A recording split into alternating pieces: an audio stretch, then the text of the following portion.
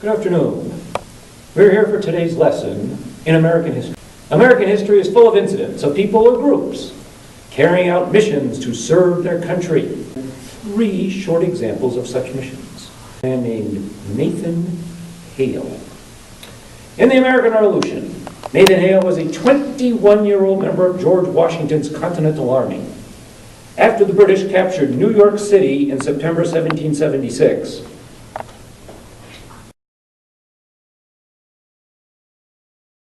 Hale volunteered to go behind enemy lines and spy on the British. This was an extremely dangerous mission, as captured spies could be executed without the benefit of trial.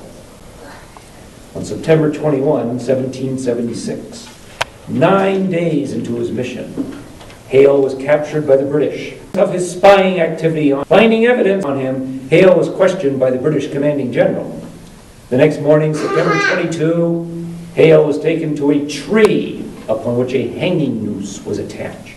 A most patriotic act, Hale's last words were reportedly, "I regret that I have but one life to give for my country. I regret that I have but one life to give for my country." And with that, he was executed. Second example, Frank Luke. During World War I, Arizona native Frank Luke was a second lieutenant and U.S. Army fighter pilot. His nickname was the Arizona Balloon Buster, as he had a knack of shooting down German observation balloons. 11 in one 16-day period, along with 4 German airplanes.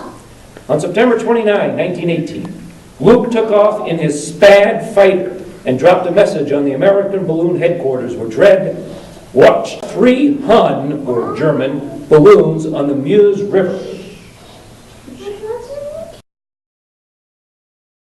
The audacious American pilot quickly shot down the first balloon. But on his way to the second, he was pounced on by 8 German fighters.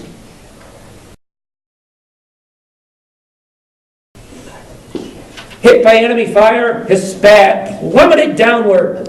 Close to the ground, Luke regained control, attacked the second balloon, and destroyed it. To the third balloon, he attacked despite intense enemy fire, and the enemy balloon fell earthward in flames. During the course of the attack, however, Luke's Spad was hit in the engine, and Luke himself wounded in the chest. While looking for a place to land, the ever-defiant Americans strafed German infantry, killing 6 of them. After landing safely, Luke was pounced on by German infantry.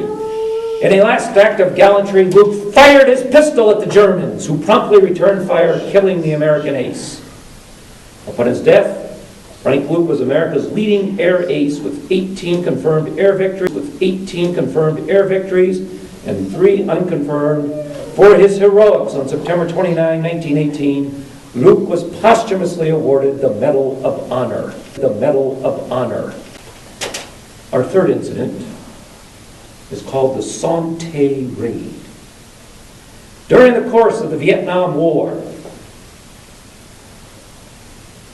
the communists captured about 600 Americans. These prisoners of war were held in prison camps in North Vietnam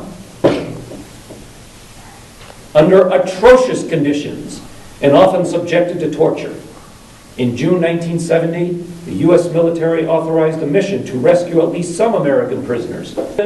Was the Son-Tay prison camp, deep inside North Vietnam, about 25 miles from Hanoi. Chosen for this extremely dangerous mission were 56 U.S. Army Special Forces volunteers and 92 U.S. Air Force volunteers. Training was very thorough and intense as the mission date of November 21, 1970 approached. After 170 rehearsals, the Americans were ready. Taking off from their base in Thailand, At 11:25 p.m., November 20, the Raiders flew in 6 helicopters, while 116 Air Force and Navy aircraft provided protection. At 2:18 a.m., November 21, the helicopters began landing at Santé prison camp. The Americans quickly suppressed all enemy resistance and began searching for prisoners. Unfortunately, no prisoners were found. No prisoners were found. After being on the ground for about 20 minutes, the Americans took off and headed back to Thailand. One raider was slightly wounded by enemy fire, and one suffered a broken ankle. Between 100 and 200 North Vietnamese were killed. It was later learned the American prisoners had been moved to another prison camp only 15 miles away the previous July. Despite the fact that no prisoners were rescued, the raiders were willing to risk their lives, making a rescue attempt of their fellow Americans.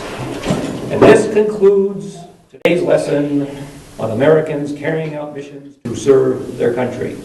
Thank you. Goodbye.